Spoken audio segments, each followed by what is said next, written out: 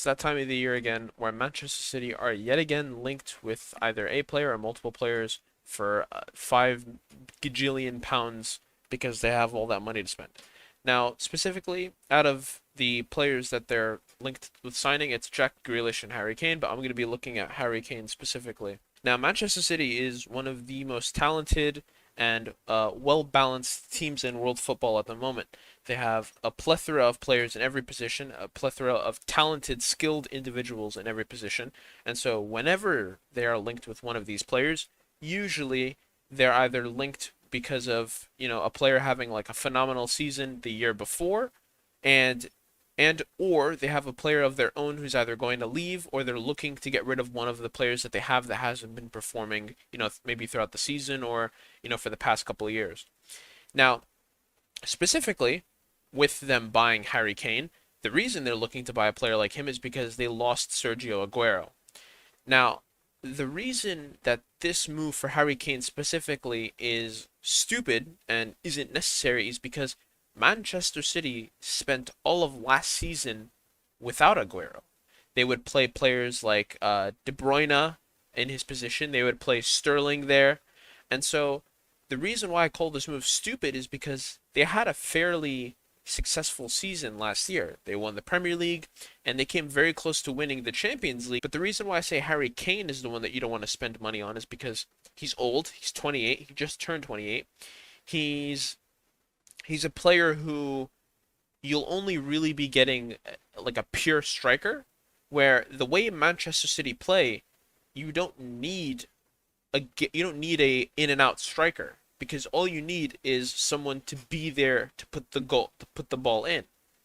So over here, I'm going to use this little diagram to show, why they don't need a player like Harry Kane, or necessarily why they don't need to spend that much for a player who plays his style.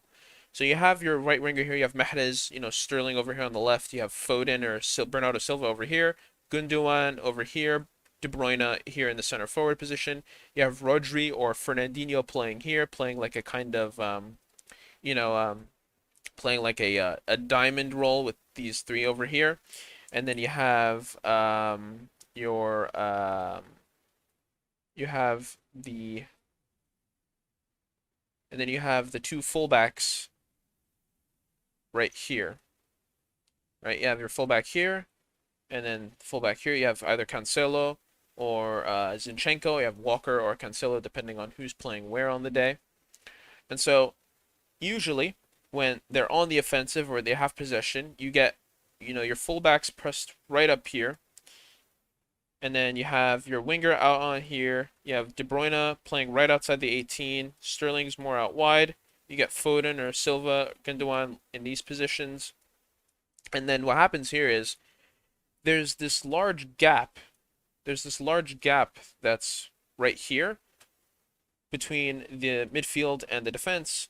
Usually, obviously, the way Manchester City play is they like to move their center halves up the pitch with Rodri playing there as well, so he can act as the kind of third center back, so that in case maybe there's a counter, the center back that's here can go here. Center back that's here can go here, right? So all in all, the way they're set up, it's fairly simple and it's fairly strong for their style of play. But when they're on the attack, what I'm trying to show here is that when they get in these kind of positions, their fullbacks are going to be out wide here. Their wingers usually play maybe just outside the 18 or maybe just inside, while their fullbacks are outside, right? And then they have their full in the left wing and then the left back as well. Same thing as well.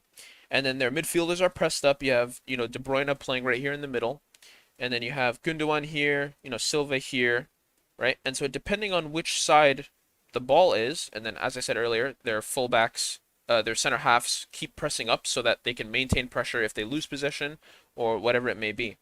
And so what happens is if they have the ball coming in, let's say like maybe if they have the ball coming in from this side, they play it between these two players, and then maybe they play it between him and him, and then they can, go back in. Maybe he makes the run down here, and then he can just slot it in for possibly 1, 2, 3 players, right? That's a really, that's something that Manchester City does a really, really good job of doing. They do a very good job of making sure that their players are in, the right position. And so what happens here is, it's as I said earlier, you get those players who get like maybe 20 goals for them, 20, maybe they get 15, whatever it is, but you get that player every year that's like not a goal scorer, but he gets the goals. And the funniest part is that they've had Jesus, who they bought for 30 million, like I think in 2016, and he doesn't get those goals. Now the reason he doesn't get those goals is because he's not played. The reason he's not played is because he's not good enough. Granted, you could say that, you want to get a striker like Harry Kane so that you can, free the load off of De Bruyne, Sterling, and all those other players so that they don't, overexert themselves, right? And so what happens here is that when you play when players like Aguero leave, maybe eventually De Bruyne, as they're getting older, you eventually start shifting players into roles that they need to play. So again, De Bruyne will more than likely play in the center forward position more often next year because of who they have. They have Rodri, you're gonna play him every week. You have Gundogan, you're going to play him every week. Maybe not, as a dedicated, maybe you don't need to play him every week. Maybe you could play Bernardo Silva. But the point I'm trying to make here is that no matter who they have playing in the midfield, those players are told to run into the box when they see a cross coming in either from the left hand side, right hand side, or maybe if they're working it in triangles, maybe if they're playing it amongst, if they're playing it amongst these players. So maybe if they're playing it in between themselves in like a triangle. And so what they do is maybe they play, quick 1-2s, pass it to him, and then as this player is making the run into here, he then, can get the ball off to um where is it?